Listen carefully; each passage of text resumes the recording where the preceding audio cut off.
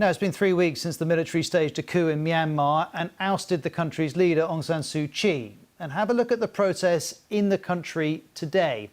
Demonstrators have held their biggest protest to date. These pictures are from Yangon, where it's estimated hundreds of thousands of people took part. And that's in defiance of a clear threat from the military, which said protesters will suffer the loss of life if they continue. Well, here's more from BBC Burmese reporter Nain Chan-A in Yangon.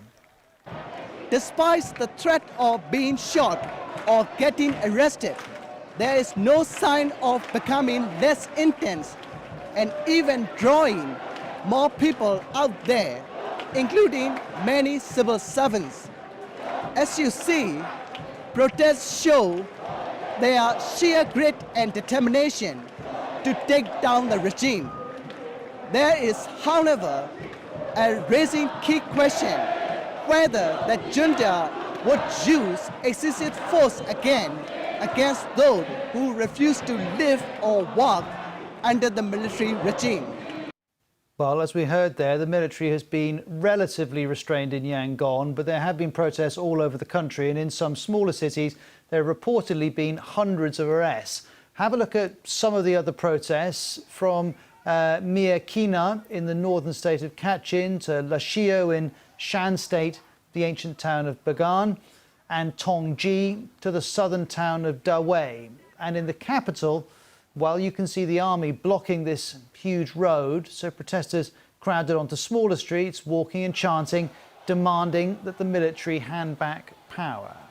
Well, there are lots of important numbers today. Here's the BBC's Katie Silver on how many demonstrators have been out and why these gatherings are being called the 22222 protests. So while it's hard to estimate numbers, some there are suggesting hundreds of thousands, potentially up to 1 million people are taking to the streets. And it's across the country, from Yangon to Mandalay and Naypyidaw. Now, the reason for this, or why today is particularly important, is because it's the 22nd of February 2021. So that's a lot of twos, 22222. And dates are seen as auspicious in Myanmar. It's not the first time, for instance, that we've seen protests there based on the date.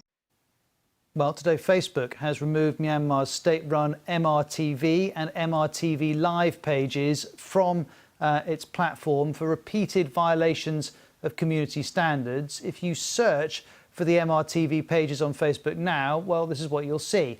And this could make announcements from the military less widely read and shared in Myanmar, given the volume of people who use Facebook as a primary source of information.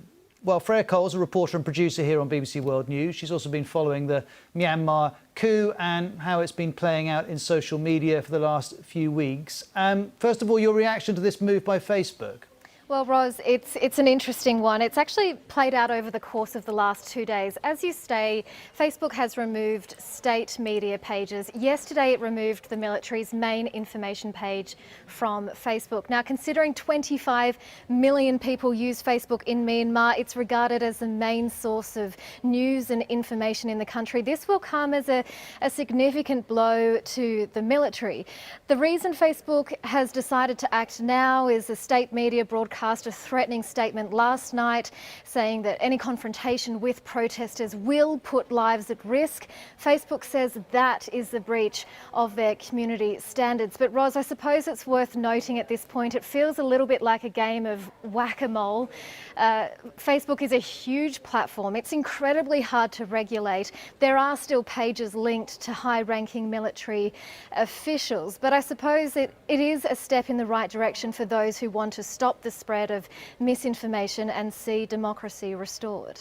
And so that's going on, but there's a broader context, isn't there, that there have been a series of internet shutdowns? Yeah, the military, or the Tatmadaw as they're known locally, has been using internet censorship and restrictions since the very beginning of this military coup back in February 1.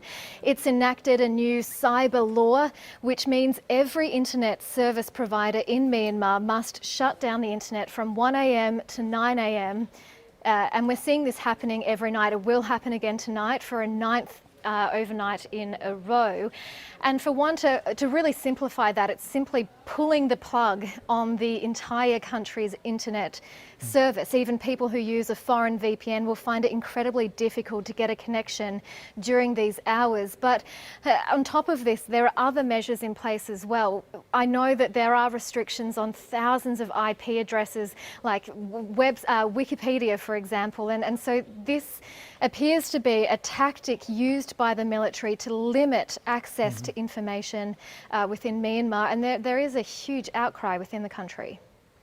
And you've spent a lot of time in the last 3 weeks on social media communicating to people in Myanmar, people who are involved in these protests. What have they made of the situation they've reached with these huge protests going on, but also with severe threats from the military? Yeah, I've been speaking to hundreds and hundreds of people within Myanmar. They're mostly young people who have flocked from Facebook to Twitter in search of new information, foreign journalists and human rights activists. And there is an overwhelming sense that they will continue to rally in the streets until they see the release of Aung San Suu Kyi and her democratically elected government. Now, we know Aung San Suu Kyi is a controversial leader for her handling of the Rohingya crisis, but I think what's interesting today, Roz, on social media is there's a lot of young people saying they didn't do enough to stand up for the Rohingya people and that they'd like to see democracy restored so the country can move forward and be united. And while that is a great sentiment, at the moment, there's no clear end in sight to the situation in Myanmar. These protests are growing.